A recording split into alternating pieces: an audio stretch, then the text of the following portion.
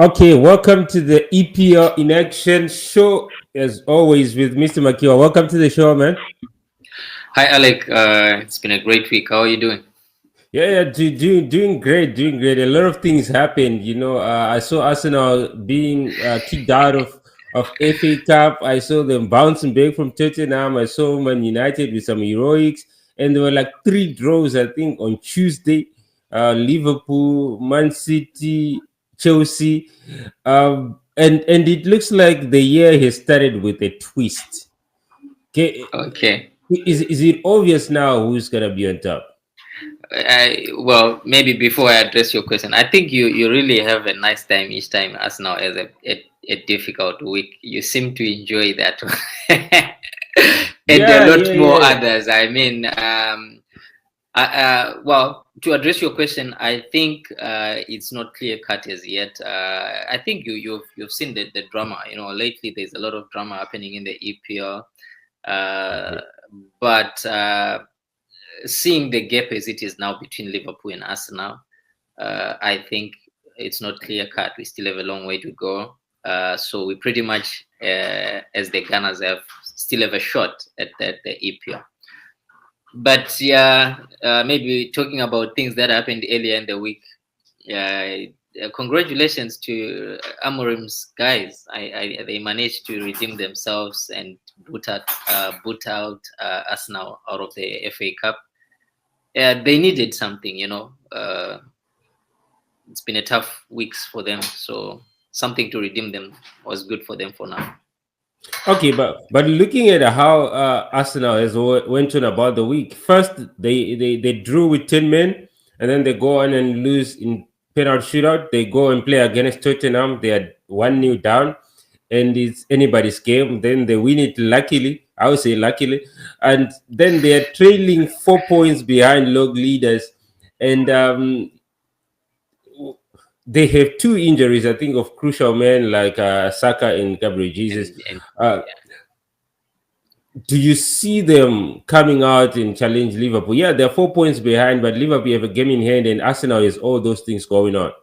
And yeah. and history tends to repeat itself. Like they say, yearly they come so close, but No, they're no, never no. really there.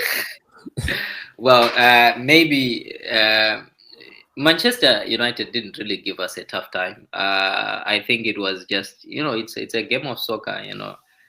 Somebody has to win, and I think ultimately they gave us a hard time. Even 10 men down, they were really determined, and they turned out to be the best team at the end of the night. Um, but I think at this stage, I would say everybody is pretty much aware of Arsenal's current uh, challenges in the front area, particularly in the 18. We tend to have a good build up, but unfortunately, I think Kai Havertz is not the guy to take us there. He's just it doesn't just have the edge. And then you talk of the two guys who are currently missing. Saka is definitely a force, and without him, you can really feel the pinch in Arsenal's play. Um, but the same cannot be said for Gabriel Jesus. We can't use him as an excuse because lately he hasn't seen much play, and the few times that he has come this season, he's tried to show some form. I mean, he came in with a hat trick and a brace, but still, his quality is still not good enough for us to say he's our topmost striker.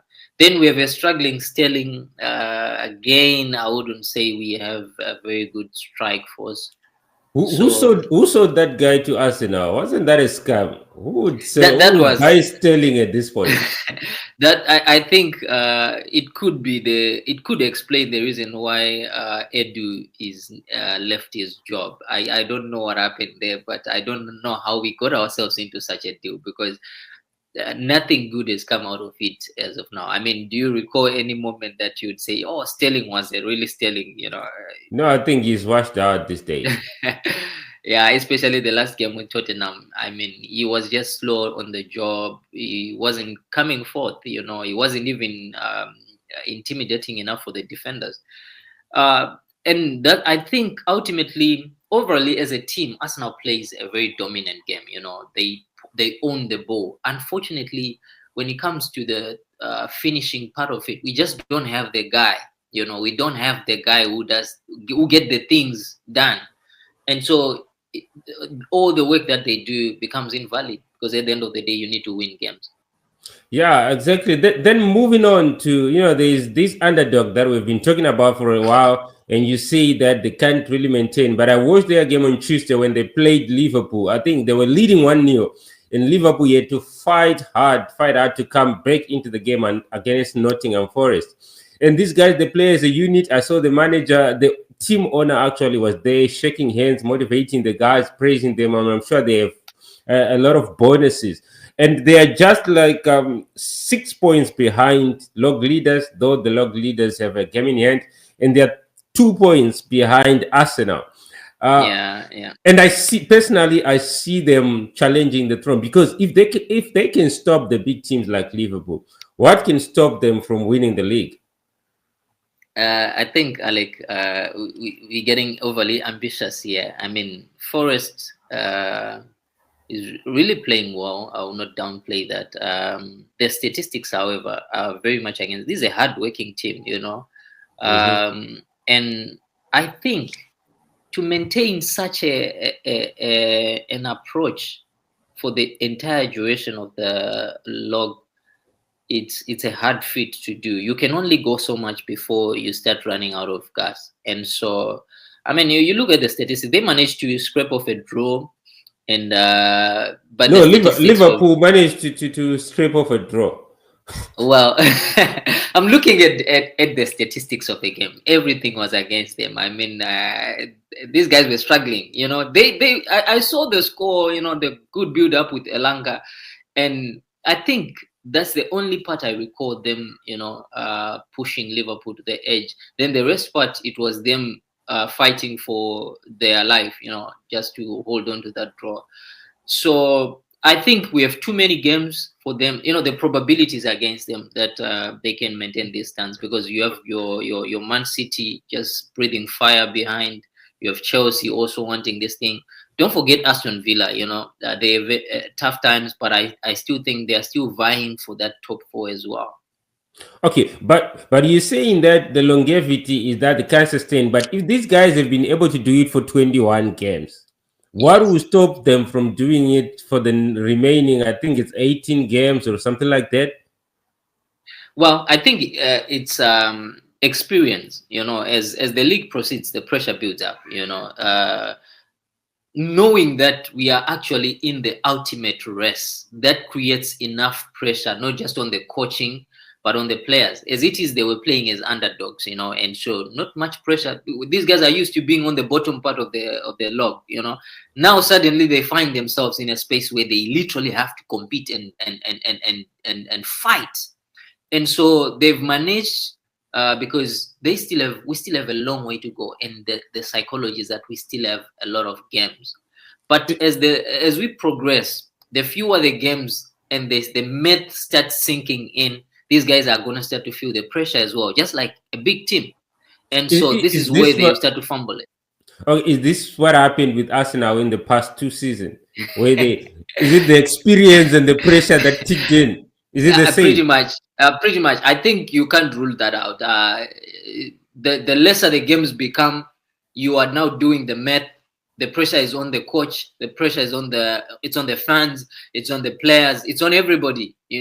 And so performance is heavily affected by that. And so Okay, the more experienced guys tend to have an upper hand.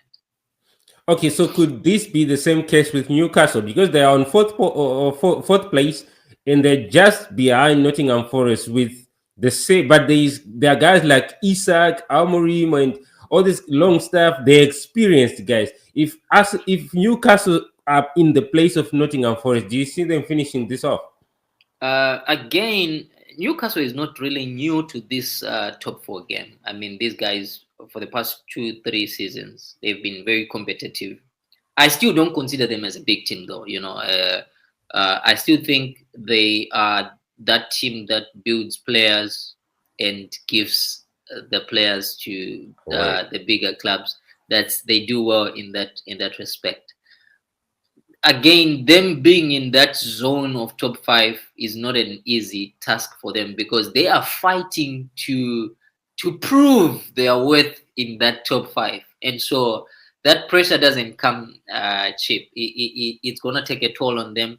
And I tell you now, and I think my prediction is that you still see Man City, Aston Villa, and Chelsea vying for that top four, and I think they have a better shot than these two teams currently in the top four.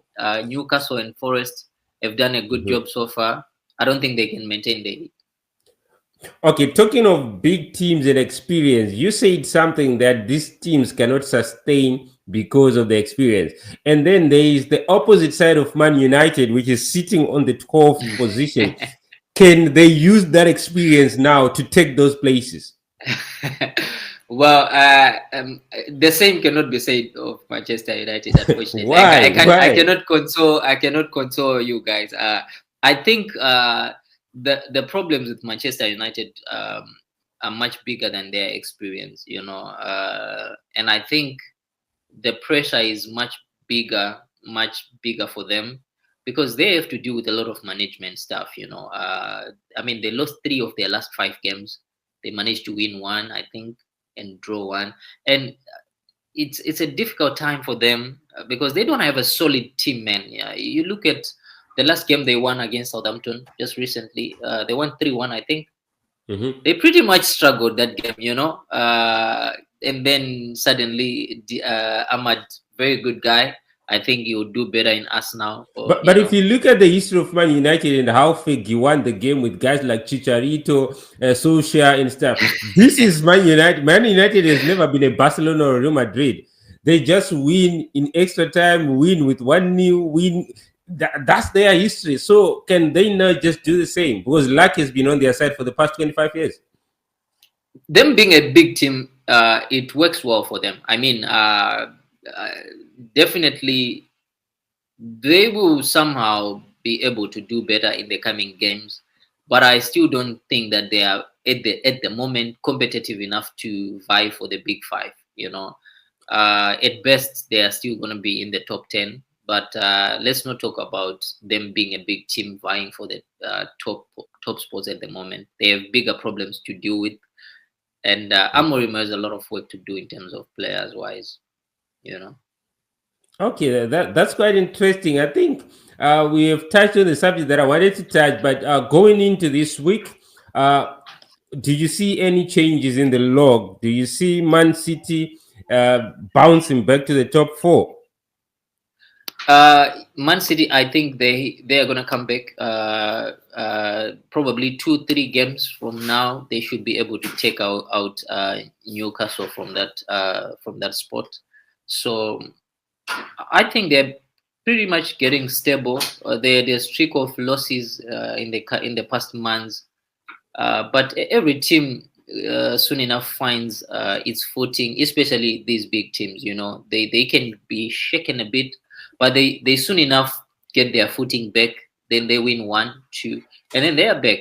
So I still think they're gonna come back and take their spot from Newcastle. Okay, that's perfect. Then we'll see next week. I'll stay in tuned for this one, and for all our viewers, thank you so much for tuning into this episode. Sponsored as always by Spin City. You can check their details on the screen. You can also register to play some virtual games, and always keep in charge.